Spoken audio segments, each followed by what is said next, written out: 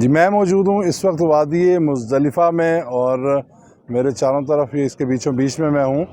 اور یہ میرے حق میں نظر آ رہی ہے مسجد مشعر الحرام، جہاں پہ منسوب ہے کہ حضرت نبی کریم صلی اللہ علیہ وسلم نے یہاں پر وقوف کیا تھا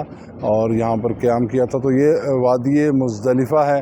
یہاں پہ چاروں طرف، اور میرے رائٹ سائڈ پہ یہاں پہ ٹرین کی پٹری ہے، اور جبکہ اس سائڈ پہ میرے لیفٹ سائڈ پہ پیدل چلنے کا راستہ ہے۔ تو اسی طریقے سے وادی مزدلفہ اور یہ میری عقب کی جانب مطلب یہ قبلہ رخ ہے، اور یہیں پر بھی وادی منی بھی موجود ہے۔ تو یہاں پر جو ضروری ہدایات آپ کو دینے والی وہ یہ ہے کہ ادھر صرف اوپن پلین ایریا ہے، اور یہاں پر آپ کو واش رومز یا مختلف اس طرح کے آفسز وغیرہ نظر آ رہے ہیں، اور جہاں پہ کچی زمین وغیرہ ہے وہاں پر کنکریاں بھی موجود ہیں۔ یہاں پہ آ کے آپ نے پہنچ کے آپ بسوں کے ذریعے آئیں یا ٹرین کے ذریعے آئیں تو نزدیکی مقام یا مکتب کے نمائندے جہاں آپ کی رہنمائی کریں، یا نزدیکی مقام پر آپ نے اپنی چٹائی وغیرہ بچھا لینی ہے۔ اس چیز کا خیال رکھنا ہے کہ آپ نے راستوں میں نہیں رکنا، بلکہ جو مخصوص جگہیں حجاج کی وہاں پر آپ نے قیام کرنا ہے رات کے لیے،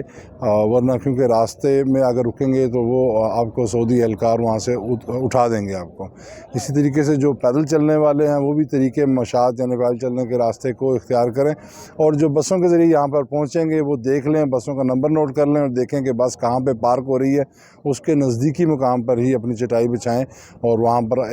آرام بھی کریں، اور اپنے یہاں پر مغرب اور عشاء کی نمازیں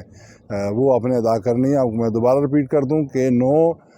ذی الحج کی شام مغرب کے بعد جو عازمین کرام بلکہ حجاج کرام جو عرفات سے نکلیں گے تو یہاں پر رات گئے پہنچ جاتے ہیں، اور یہاں پہنچ کر 9 ذی الحج کی رات کو یہاں پر بلکہ 9 اور 10 کی درمیانی شب میں یہاں پر قیام کریں گے،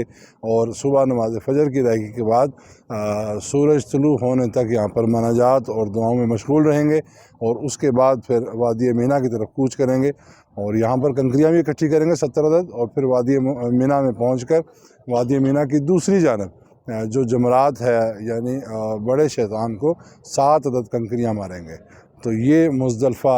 یہ وادی مزدلفہ جو ہے یہ اس کے مناظر ہیں۔